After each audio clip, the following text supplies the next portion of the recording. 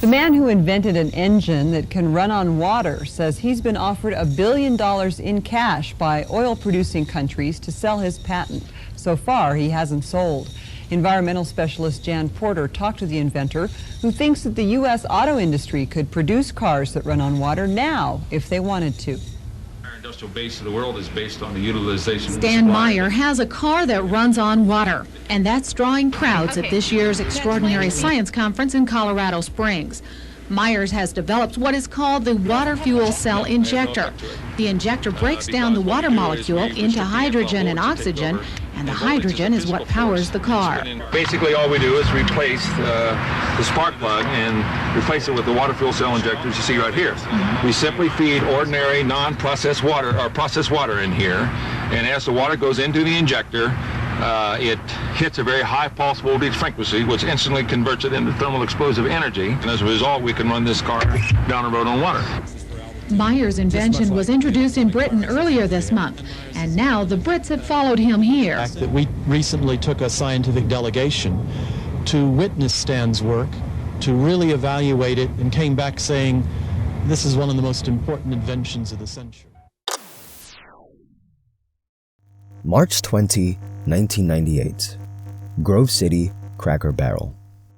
4 men raised glasses in a restaurant in celebration of the world's next biggest invention, a water-powered car.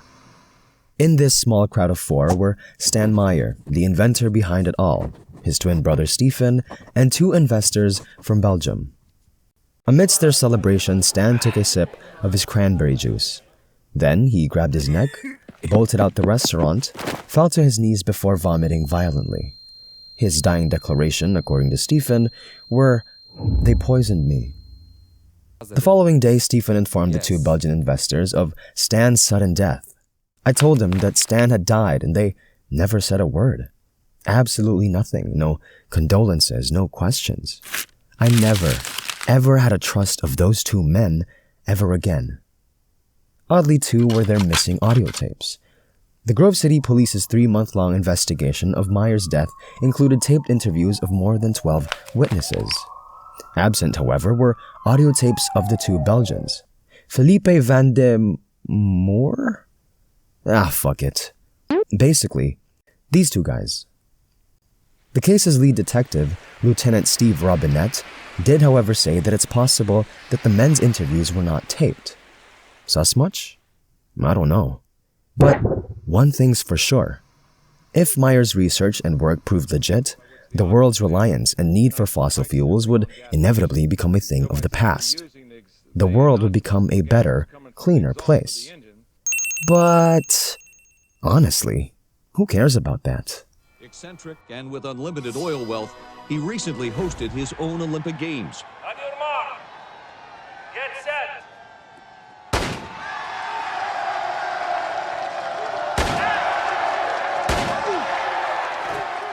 At which he won 14 gold medals. Definitely not these guys. Unsurprisingly, Meyer's sudden death has thus been speculated to not have been the result of a cerebral aneurysm, but an assassination attempt by Big Oil to keep his tech out and away from the public. But many have dismissed this as mere conspiracy, saying that Meyer's work had no basis at all to begin with. So, my question, or our question, is who killed Stan? Nature or murder? Let's find out. You can't get something for nothing.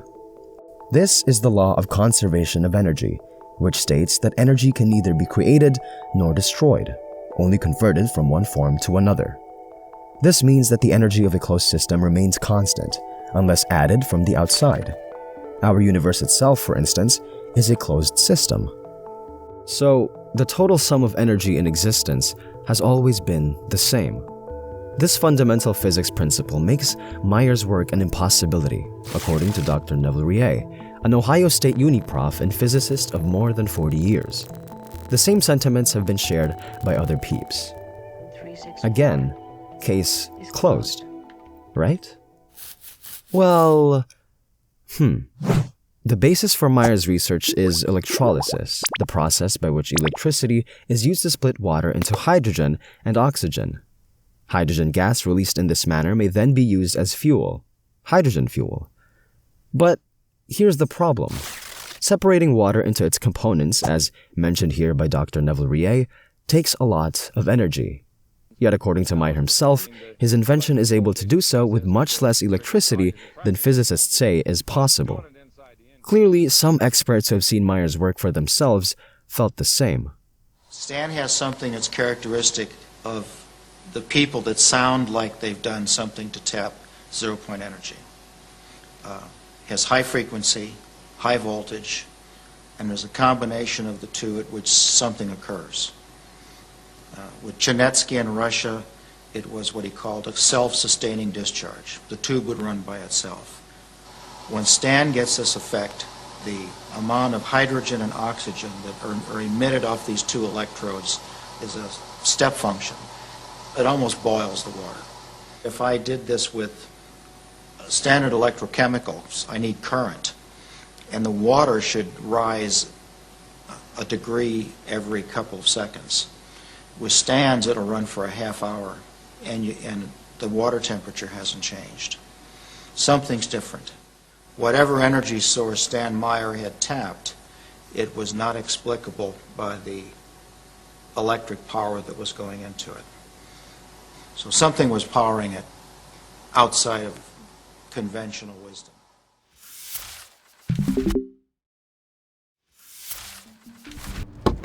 According to Meyer, on more than one occasion, the Arabs had approached him, offering money in hopes that he would either sell out or sit on his tech, the amount of which offered totaled $1 billion. Now, many have said these were all just mere stories, but what some may not have known is that corroboration of Meyer's alleged lucrative buyout offers exists. Their accounts are as follows. 1. Charlie Hughes. Charlie Hughes was a kind and loving boy who lived in poverty with his family near... Wait, that's Charlie in the Chocolate Factory. The fuck? Who wrote this? Wait, I did. Sorry, my bad. Okay. Oof. Charlie Hughes. Charlie Hughes was the son of Charles and Valerie Hughes, a couple whose two-story garage shop back then in the late 1970s was available for rent. Their family, though hesitant initially, eventually decided that they would rent their garage shop out to Stan. Charlie, who was real young then, recalls, "I remember because I was not allowed in my own house that day. I had been playing outside when the driveway suddenly filled with limos. Men in turbans stepped out. In stern, thick accents, they asked for Meyer. Some time later, they were gone. I was about to go inside when, again, the driveway filled, but this time with military vehicles. Army brass," he recalled. That night, during dinner, Meyer shared that the Arabs wanted to offer me $250 million to stop today. You and this lovely family can live in peace and prosperity for the rest of your days. The army officials, meanwhile, questioned the purpose of the men's visit, thinking that a deal of sorts may have been struck. 2. Stephen Meyer. Stephen Meyer recalled a phone call to his brother's home in the 1980s. He turned to me and said, "They just offered me $800 million. Should I take it?" I said, "Hell yes. How much money do you want?" He got very quiet. When he got into that thinking process, I just let him alone, Stephen recalled. Unfortunately, in 1996, a Fayette County judge would find Meyer guilty of gross and egregious fraud in his contract negotiation with two businessmen. Meyer was, however, by all accounts, an honest man. A devout Christian, Meyer was just very trustworthy, very religious. I just had the feeling that he would not take anything from me, and he never did, said Charles Hughes. What then led to this verdict? It is rare for an inventor to be prosecuted for an invention that does not work. But here's the issue. Meyer had been selling dealerships, offering investors the right to do business in water fuel cell technology in anticipation of the day when water would power anything. Two suspicious investors who could not wait for that day to dawn sued to get their money back. Meyer defended, though, maintaining that his water fuel cell was revolutionary, capable of splitting water into its two constituent gases of hydrogen and oxygen far more efficiently than conventional electrolysis. Yet, three expert witnesses felt so otherwise, concluding that there was nothing revolutionary about the cell at all, and that in the end, it was simply using conventional electrolysis. And so, the court found Meyer guilty of gross and egregious fraud, and money was returned. However, Roger L. Hurley, a retired Dark County judge, still believes in Meyer.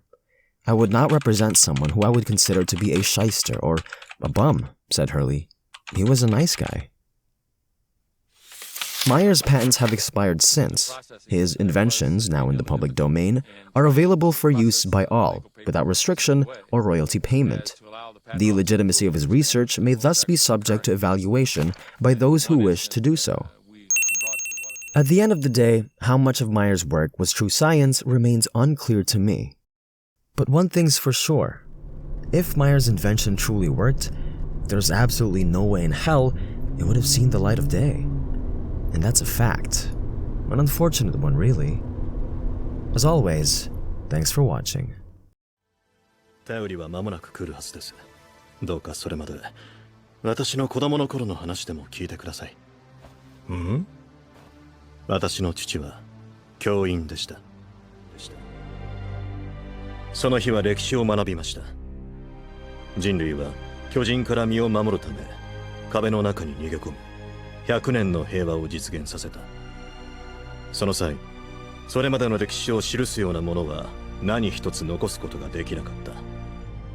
誰もが教わることです。しかし私はあることを疑問に思い、父に質問しました。父は私の質問にはまともに答えず、そのまま授業を終了しました。しかし、家に帰った後で父は私の質問に答えたのです。王政の配布する歴史書には数多くの謎と矛盾が存在すると。その後に続く父の話は子供ながらに突拍子もないと感じましたが、なぜ父がこの話を教室で話さなかったのかを察せられるほど私は賢くありませんでした。